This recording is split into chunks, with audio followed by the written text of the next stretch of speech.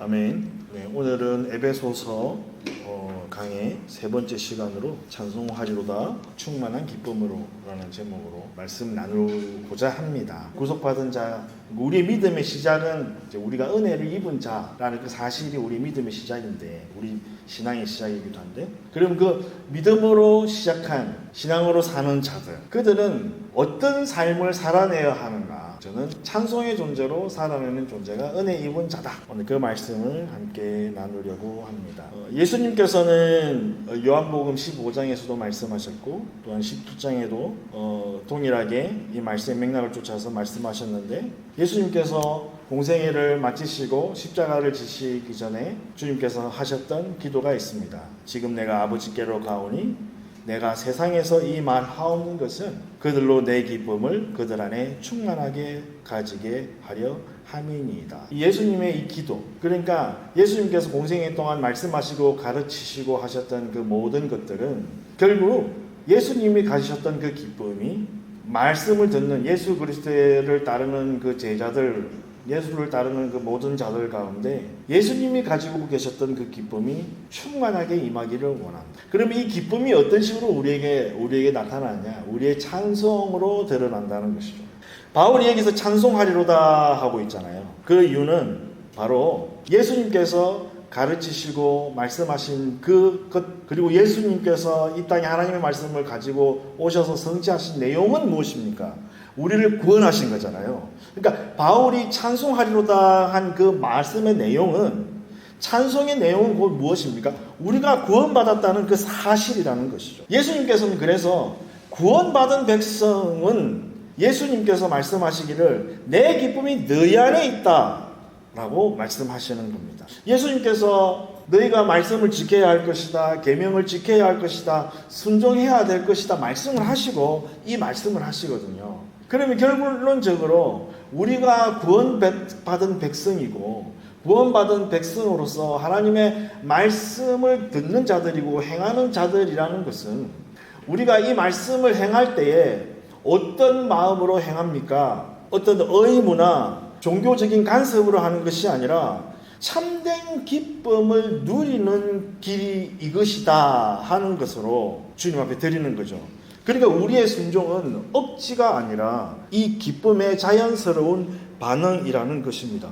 그러니까 이 찬송이라고 하는 것은 이 기쁨을 맛본 자들이 자연스럽게 주님 앞에 나타내는 표현이라는 것이죠. 오늘 그래서 핵심적인 내용은 우리 삼위일체 성부, 성자, 성령 하나님께서 우리에게 주신 이 구원이, 우리에게 신령한 복을 우리에게 왔단 말이에요. 성도는 순종함으로 이 기쁨을 드러내고, 그리고 그 기쁨은 어떻게 흘러나오냐? 찬송으로 흘러나온다.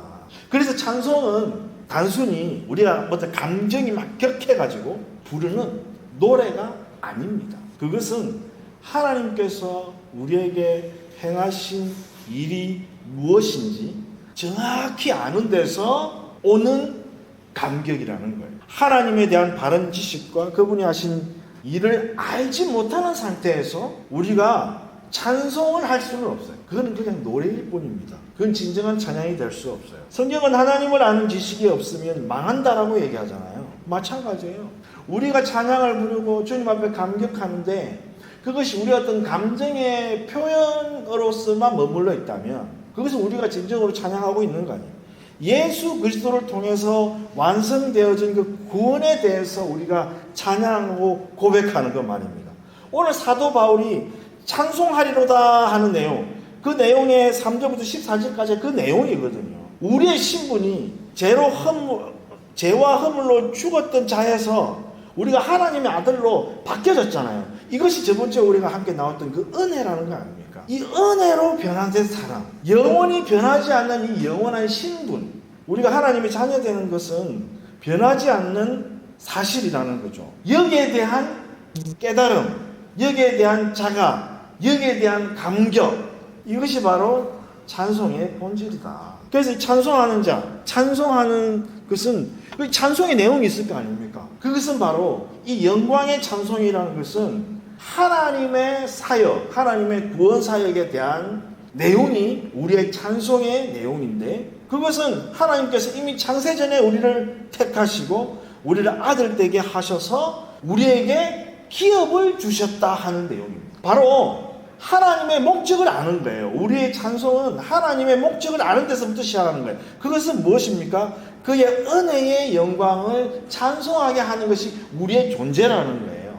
그러니까 진정한 예수 그리스도의 그리스도인들은 찬송이 매일 우리의 심령 가운데, 우리의 삶 가운데 있을 수밖에 없어요. 그 찬송의 고백은 곡조 있는 찬양이 될 수도 있고, 말씀 묵상을 통한 하나님에 대한 끊임없는 감사의 기도와 감격일 수도 있어요. 그리고 깊은 침묵 가운데서도 주님과 온전히 호흡하면서 정말 주님은 나의 구주십니다. 그 감격, 그 구원의 감격에 날마다 잠겨있는 상태가 될 수밖에 없는 거죠. 찬송의 존재하는 거예요. 그러면 찬송의 존재가 된다는 것은 이 세상 사람들이 겪고 있는 무수한 영적이고 정신적인 그 고통 가운데서 초월되어지는 자리에 있는 겁니다. 근데 우리의 삶이 언제나 무엇인가를 공격받고 있고 우리 내적으로도 무너짐이 있고 한다면 우리는 다시 한번 돌아봐야 돼요.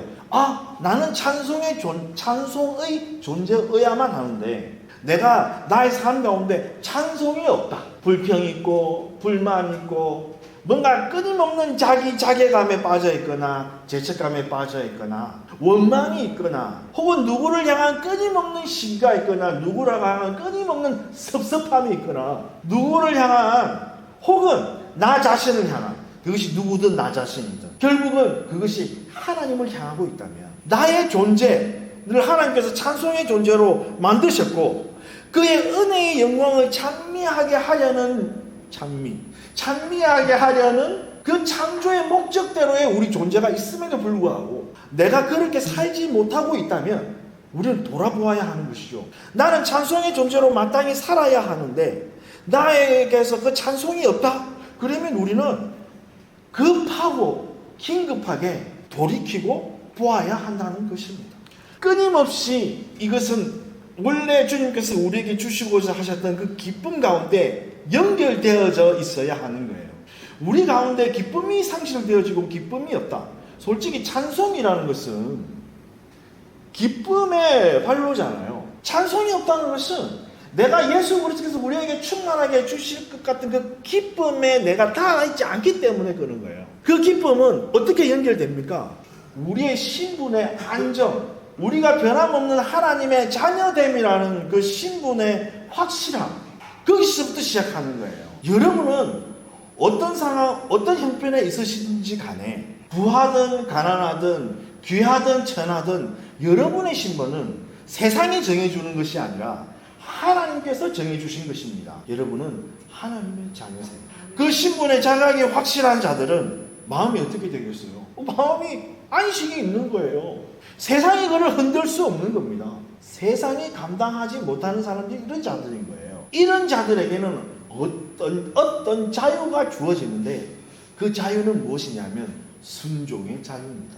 여러분, 우리는 순종을 생각하면 내가 나의 의지를 들여서 뭔가 지켜야 한다라고 생각하잖아요. 계명이라는 게 그렇죠. 율법이라는 그렇죠. 하나님의 어떤 명령은 뭔가 우리가 좀 지키기엔 좀 부담스러운데 꼭 해야만 할 것 같은 그런 인상을 갖고 있잖아요. 여기에 자유함이 있습니까? 없어요.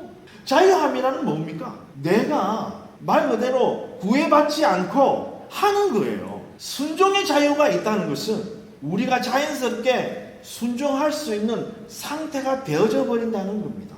기쁨의 존재는 순종의 상태가 되어버린다는 거예요. 자유라는 것을 뭐 어렵게 생각할 필요 없어요. 우리 본이 다 좋아하시는 돈을 가지고 생각하면 돈의 자유하다는 건 뭐겠어요? 나 이번에 휴가 가는데 어디로 갈까? 유럽으로 갈까?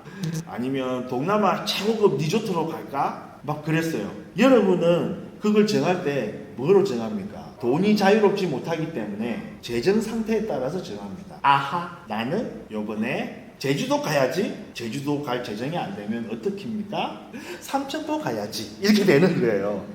이게 돈에 대해서 자유롭지 못하기 때문에 우리의 선택이 언제나 제한되는 거예요.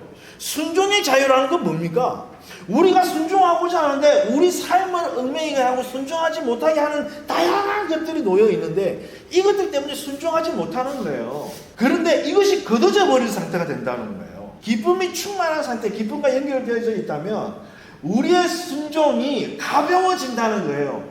여러분의 신앙과 순종의 어떤 상태가 무거워 보입니까? 무엇이 없어요? 이 기쁨과 연결되지 않기 때문에 그런 거예요. 그러면은 날마다 우리가 어떻게 해야 되겠어요? 선포하는 거죠. 나는 하나님의 자녀다. 이 확신이 우리 기쁨의 근거가 되는 거예요.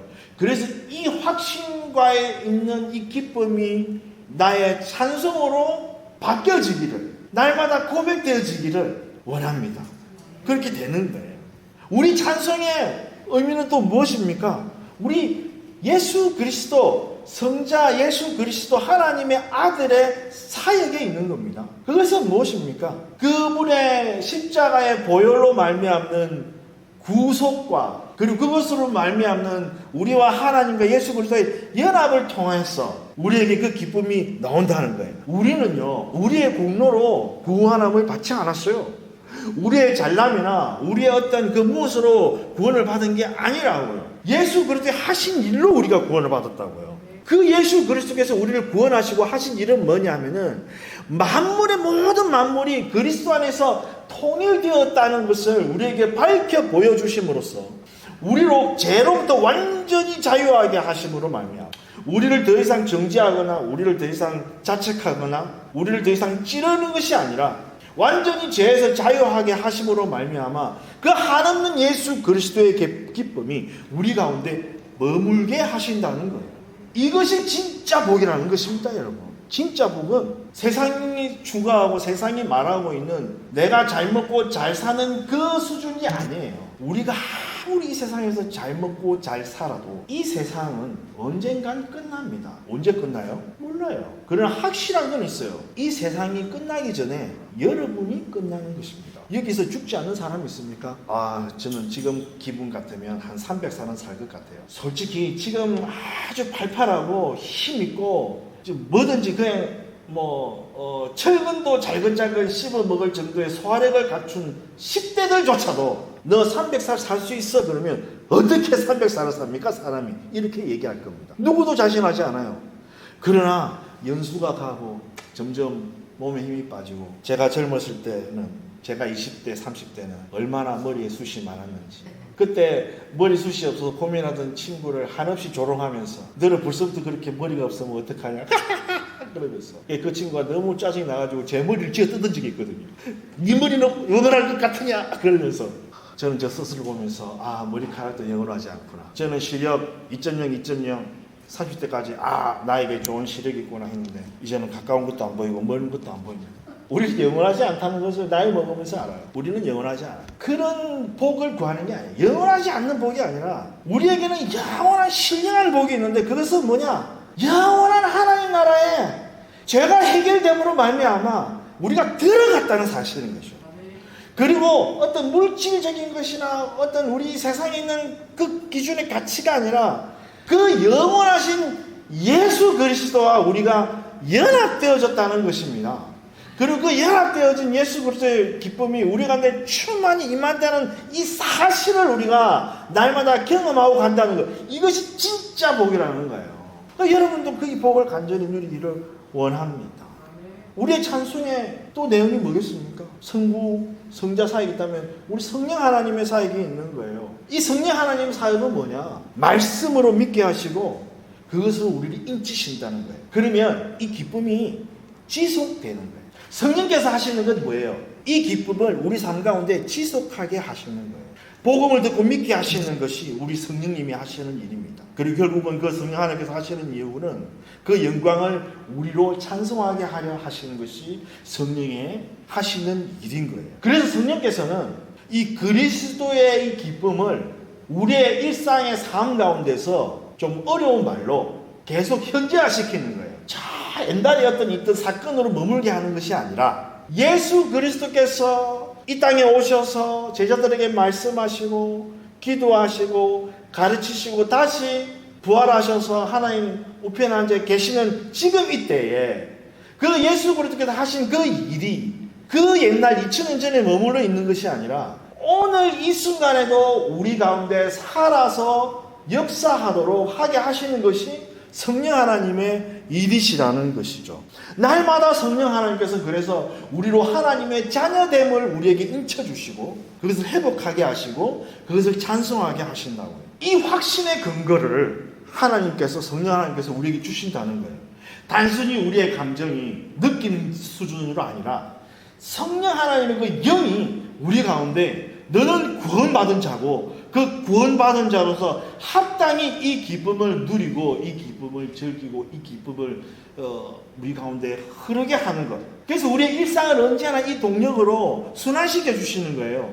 하나님의 아들로서 우리를 확신시켜 주시고 말씀이 우리를 증거하게 하셔서 그 말씀이 우리로 살게 하시면 그 말씀으로 인한 기쁨이 우리에게 돌거든요. 그럼 그 기쁨은 어떻게 돼요? 찬송은 나타나는 거예요. 이 확신과 기쁨과 찬송이 이 순환이 일어나게 하는 겁니다. 항상 우리로 충만하게 하시는 거죠. 하나님의 구원, 하나님의 자녀됨. 그리고 하나님께서 하나님 나라를 우리에게 기업 삼아 주시고 그분의 영광을 찬미하게 하시고 그 결과 하나님께서는 우리에게 무엇을 주시냐면 아들을 주신 하나님이 우리에게 필요한 모든 것들을 은사로 주신다는 거예요. 부족함 없이 주신다는 거예요.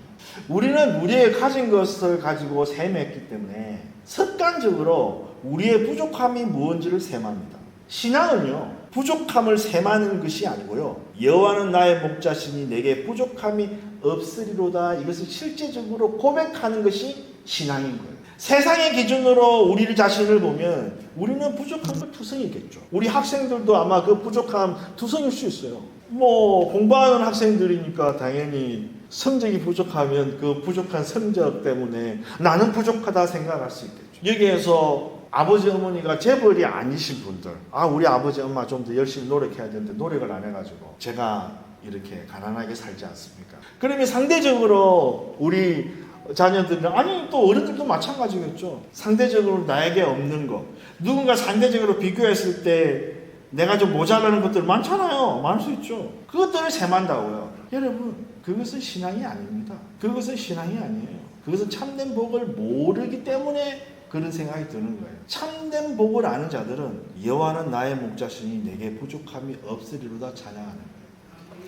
말씀이 우리에게 팍 박히잖아요. 그러면 오늘 내가 숨쉬고 있다는 그 사실 한 가지만으로도 우리는 감격함으로 주님 앞에 찬송을 드릴 수밖에 없어요. 오늘도 나를 숨쉬게 하시고 나를 살게 하신 그 하나님께서 주님의 이름, 주님의 영광을 사모하게 하시고 찬송하게 하시니 얼마나 놀라운지 모르겠습니다. 찬송이 터집니다. 그러니까 우리가 어떤 이 세상에서 살면서의 그 보여지는 어떤 이 번영, 뭔가 이렇게 하나님을 믿으면 들어가도 잘 되고 나가도 잘 되고 우리 뜻반죽거리기 넘쳐 흐르고 막 이런 어떤 복, 구약에서 복을 보면 또 그런 복 같아요. 구약에서 말하는 복이 그런 복 같습니다. 그래서 이스라엘 백성들은 아직까지도 자기들이 그런 번영과 그런 복을 가져다 줄 메시아를 아직도 기다리고 있는 거잖아요. 아직도 유대인들은 그걸 기다리고 있잖아요. 세상에서 자기들이 어뜸되는 그 순간들을 지금 기다리고 있는 거 아닙니까? 예?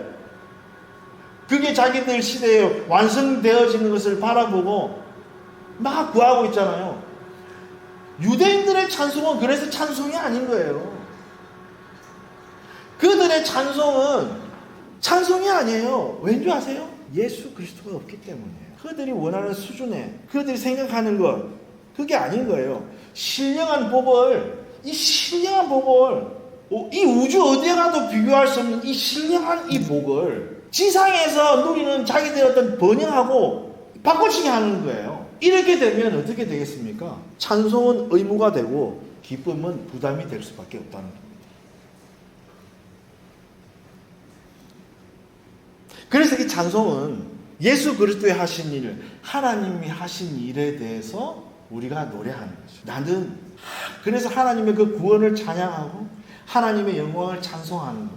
내가 무엇을 하겠습니다 하는 고백도 찬송일 수는 있죠. 그러나 우리의 진정한 찬송은 하나님께서 내게 하신 그 일, 생명이신 예수 그리스도. 그래서 할렐루야 하나로도 끝날 수 있는 거예요. 그게 나의 고백과 나의 헌신이 담겨질 수 있죠.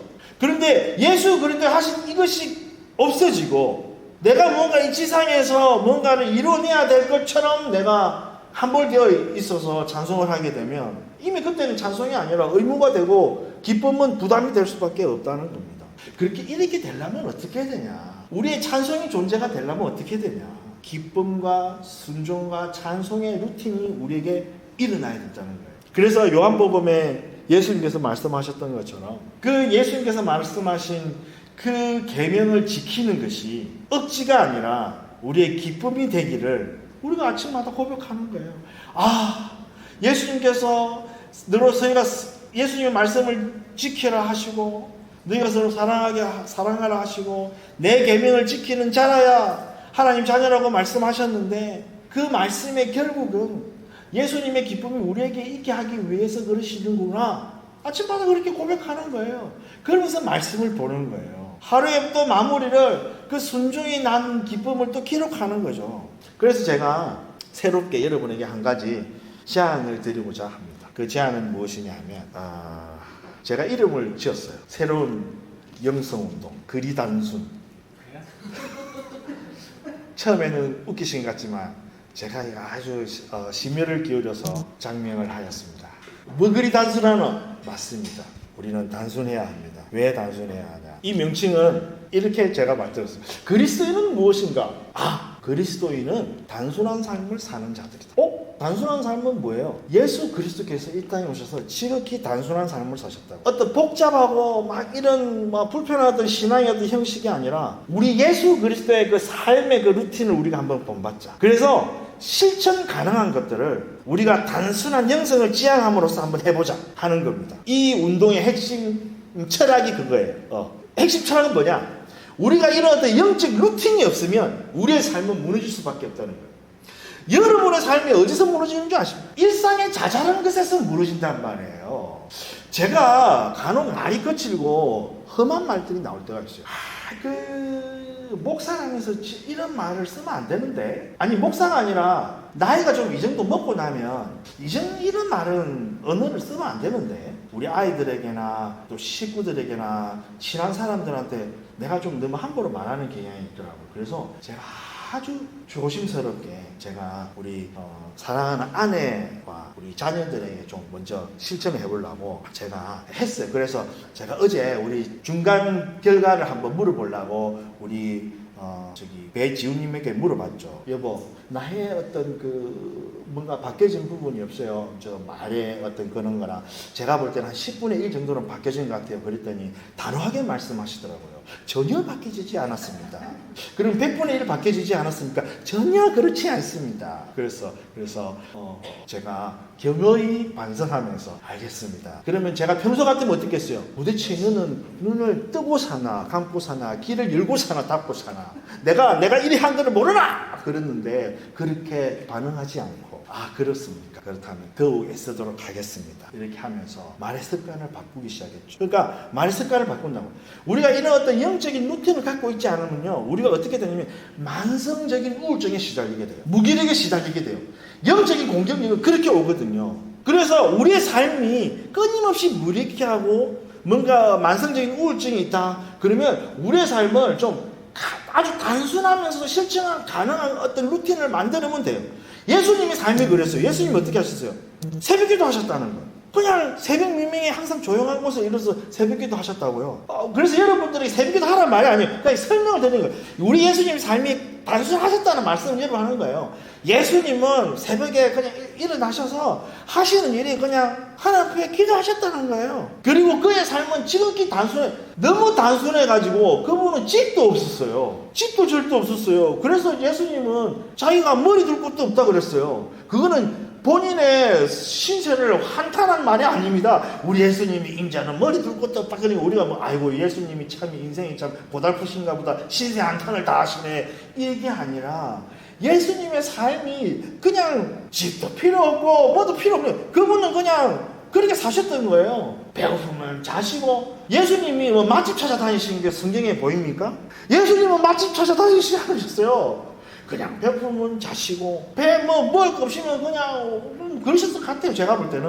근데 예수님이 뭐 안 자셨다는 얘기는 사실은 금식 이후에는 잘 못 보긴 했는데 어쨌든 제자들이 부지런히 뭐 먹을 거 구해가지고 먹었으니까 그랬어요. 그리고 어떻게 했어요? 예수님은 여기서 뭐 일 끝나시면 또 저 동네 가서 또 끊임없이 단순히 그냥 걸어가시면서 사역하시고 오늘 여기서 머물자 그럼 거기서 머무시고 오늘은 저 집에서 자자 그럼 그 집 자시고 그리고 또 뭐예요? 하신 일은 또 뭐예요? 예수님이 이전에 30년 동안 목수일 하셔서 그분이 부업으로 목수 뛰셨습니까? 그냥 말씀 전파하시고 끝나셨어요. 말씀 전파하시고 제자들하고 먹고 마시고 얘기하고 야야 일나서 기도 좀 해봐라 그러다가 하고 막 그러시다가 또 누가 또 보이면 니 일어나봐 같이 가 꼬기도 하시고 에이 아니다 그 단데 가자 이러기도 하시고 시극히 왜 단순해야 되냐? 이게 지속 가능하기 때문에 그렇습니다. 복잡하면 지속하지 않아요. 그래서 이 일상의 루틴과 영적 루틴을 연결하는 게 이 운동의 목표입니다. 그리 단순의 목표예요. 그리스도인의 플러스 단순한 삶. 그래서 저는 첫 번째 우리가 삶의 루틴이 있어야 됩니다. 그래서 저는 생각했어요. 아침에 일어나자마자 이불을 갠다. 두 번째 방 청소를 한다. 방 청소하고 나면 이제 씻어야 되잖아요. 그래서 저는 샤워를 한다. 오늘 제가 방 청소 했어요, 안 했어요? 했지 않습니까? 했죠, 당연히. 방 청소 했어요. 침대 밑까지 막 박박 밀고 다 했다고 제가. 사모님 말을 들어야 오케이 했다니까. 왜 그러지? 그래. 우리 예찬이가 뒤에 눈이 없기 때문에 어쩔 수 없지. 나는 했어. 그러니까 아침에 일어나서 근데 저는 청소하는 게 오래 걸리지 않아요. 5분이면 후딱 끝나요. 뭔가 어떤 공간을 정돈하는 거죠. 그러니까 여러분마다 그 루틴이 있을 거예요. 그러면 한 번씩 할 수 있는 거 너무 거창한 거 하면 안 돼요. 집안 대청소를 하겠다. 여러분 그럼 평생 못 합니다. 그냥 자기 주변 나 오늘 책상 정리해야지. 그럼 책상만 하세요. 방만 하세요. 그렇게 하시라고요. 이걸 어떻게 루틴하고 연결하는 거죠. 그래서 우리가 하고 있는 거 있잖아요. 하루 잠을 한 자. 아침이라 무조건 잠을 한 자 읽어요. 3분도 안 걸립니다, 여러분. 3분이고 3분. 읽기 귀찮잖아요. 그럼 유튜브에다가 오늘 잠언 1장 치면 잠언 1장 그냥 기가 막힌 성우들이 얘기해 줍니다. 그거 그냥 몇 번 반복해 들으시면요. 괜찮아요. 듣다가 다시 한번 읽어봐야겠다. 그럼 더 좋죠. 그러시는 거예요. 낮 동안 어떻게 할까요? 틈틈이 성경을 하시거나 찬송을 들으시거나 하시는 거예요. 저녁에 우리 이제 9월달 이제 지났으니까 이제 들어서 우리 통독을 시작할 겁니다. 내일부터 9시에 또 성경 통독할 거거든요. 그런데 여기 참여 못 하시는 분들의 제가 좀 이렇게 의견을 한번 제안해 보니까 이런 것들이 있더라고요. 나누는 걸 힘들어 하시더라고요. 그래서 읽기만 하겠습니다. 읽고 끝. 이거 간단하잖아요. 우리가 저번에 옛날에 여러분 예수동행 일기 써보자 했잖아요. 저도 그 일기 쓰고 있어요. 왜 이렇게 힘들까? 그래서 저는 이 예수동행 일기라는 것은 정말 도인들이 할 수 있는 것이다. 유기선 목사 같은 도인들만 할 수 있는 것 같다는 생각이 들었어요. 그러나 이거 좀 하면 너무 좋은데 쉬운 거 해야 돼. 할 수 있는 거 해야 돼. 그래서 작은 단위로 쪼개가지고 아주 단순하고 지속 가능한 우리 영성 운동하는 거예요. 이건 할 수 있잖아요, 우리가. 그잖아요. 그래서, 이게 일기 쓰는 거, 이거 자기 어떤 의견을 생각하고 묵상하고 이거 쓰는 게 상당히 힘들구나. 그런데 말씀을 그냥 읽는 것만 해도 우리의 어떤 영에게 하시는 주님의 말씀 우리의 반응하는 것들이 분명히 있거든요. 호흡이 있어요. 그렇다면, 이렇게 한번 아주 더 단순하고 그러면서도 지속 가능할 수 있도록 한번 짜보자. 자, 아침에 일어나서 그냥 씻고 청소하고 내 자기 삶에 할 수 있는 루틴 함짝하고 잠을 한 장 쫙 읽고 이거 할 수 있잖아요. 그리고 저녁에 통독 마무리 딱 한번 하고 말씀 딱 한번 읽고 그러면요 이게 반복이 되잖아요. 반복이 되잖아요. 반복이. 그러면 우리에게 뭐가 일어나요? 순종의 자유가 일어난다고.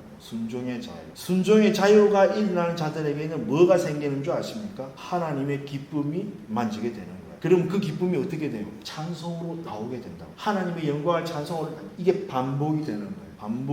돌아가는 거예요. 순환이 되는 거예요. 이런 자들은 세상이 감당 못한다. 매일 어떤 이런 개인 어떤 루틴이 일어나는 거죠. 그러면 우리 공동체로서는 어떻게 하겠어요? 주 1회나 주 2회나 겹주나 우리가 아직 우리는 그런 모임이 없어서 그런데 자발적으로 혹은 우리 교회가 서로 동의하시면 구역 모임을 재개할 수도 있고 막 그렇게 할 수 있는 거잖아요. 그래서 우리의 어떤 이 말씀을 나누고 삶을 나누는 거죠. 뭐 그런 정기 모임을 통해서 하는 거죠. 그래서 이 거리 단순 모임, 영적 운동을 시작하려고 합니다. 그래서 제가 생각해 봤어요. 거리 단순이니까 이거 모집을 해야 되나? 모집을 하는 순간 꼬이더라고. 저 참여할게요. 이런 순간 꼬여. 그래서 저는 선포만 하겠습니다. 여러분, 우리 교회는 거리 단순 운동을 하겠습니다. 그래서 이 운동이 있잖아요. 그러면 제가 이제 좀 블로그도 만들고 좀 이렇게 외부와 소통하는 채널을 좀 만들고 싶어요. 그걸 이제 우리 주변에 좀 능력 되시는 분한테 좀 요청해서 할 텐데, 우리 교회만 하는 게 아니라 우리 주변 사람들을 이렇게 네트워크해서 끌어들이는 거예요. 유기수 목사님이 그 뭐 예수 동행 운동하면서 전국적으로 이렇게 하는 것처럼 우리 그냥 이 단순한 거리 단순 운동을 그냥 하는 거예요. 아이들도 하고 어른들도 하고 커뮤니티 다 집결해서, 그리고 그 모임이 막 잘 되면은 각자가 모여가지고 뭔가 이렇게 할 수 있도록 네트워킹하고 우리가 지원하고, 결국은 그것이 총체적으로 어떻게 되는 거예요? 주님의 영광을 찬미하는 그 예배의 현장으로 쫙 한번 집결해 보는 거죠. 그것이 뭐다? 수요 기도회다. 수요 찬양이다. 이렇게 생각을 해보았답니다. 우리가 영적 일기 쓰는 건 너무 진입장벽이 높죠. 그래서 거리 단수는 실천 중심의 루틴을 우리 생활 속에서 바로 한번 적용해 보자. 그래서 여러분, 또 너무 또 서포만 하면 여러분 안 하실 거잖아요. 맞죠? 여러분 또 안 해요. 그래서 넌 또 뭔가 또 그 구석이 있어야 돼. 그래서 저에게 카톡을 보내주세요. 거리 단순 참여하겠습니다. 그러면 제가 그분들에게 제가 정리한 거를 그 체크리스트 있거든요. 그걸 보내드릴게요. 거리 단순 참여하기를 원합니다. 참여하겠습니다. 그러면 제가 거리 단순 참여해서 제가 그 체크리스트를 여러분에게 정리한 걸 착 보내드릴게요. 그러면 우리 공동체는 더 단순하고 진실한 나눔, 그리고 결국은 뭡니까? 말씀 중심의 그 나눔 공동체가 되잖아요. 그럼 말씀 중심으로 모이는 그 유대감이 있기 때문에 그 되는 거죠. 거리 단순. 복잡한 신앙 훈련 대신에 단순한 반복을 통해서 지속 가능한 제자도를 실천하는 영성운동이다라고 말하고 싶습니다. 그러나 제가 왜 이걸 하려고 여러분하고 제안을 하냐면, 그리스도의 그 충만한 기쁨이 우리를 끌어가도록, 그래서 우리가 찬양의 존재, 찬미의 공동체가 되는 거죠. 찬양의 공동체가 되는 거죠. 진실로 하나님의 영광을 찬양하고 하나님을 기뻐하고 우리의 심령 가운데 그 고백이 터져 흘러나오는 공동체일 때, 여기에 다른 무엇이 침범할 수 있고 다른 무엇이 끼어들 자리가 있겠습니까? 그렇게 되면 이 기쁨을 맛본 자들은 세상 가운데 그 어떤 기쁨도 여러분을 만족시킬 수가 없어요. 참된 기쁨을 누린 자들은 이 기쁨을 소유했기 때문에 반드시 그 삶 가운데 그리스도의 영광이 나타날 수밖에 없습니다. 오늘은 찬송의 존재에 대해서 말씀을 나눴습니다. 우리 시간 함께 좀 예배하고 찬양하고 기도했으면 마쳤으면 좋겠는데, 맞습니다. 주님만이 우리를 채우십니다. 주님만이 나의 생명이 되시고 주님만이 나의 기쁨이 되시는데, 주님만이 나를 채우십니다. 제가 세상의 그 무엇으로 나를 채우려고 해서 내가 찬송의 존재였으나 찬송의 존재로 살지 못한 제 모습이 있습니다. 제 연약함이 있습니다. 주님, 내어놓습니다. 주님으로 채워주시옵소서. 우리 그렇게 한번 우리 자신을 주님 앞에 한번 내어놓으면서 기도하며 나아가시겠습니다.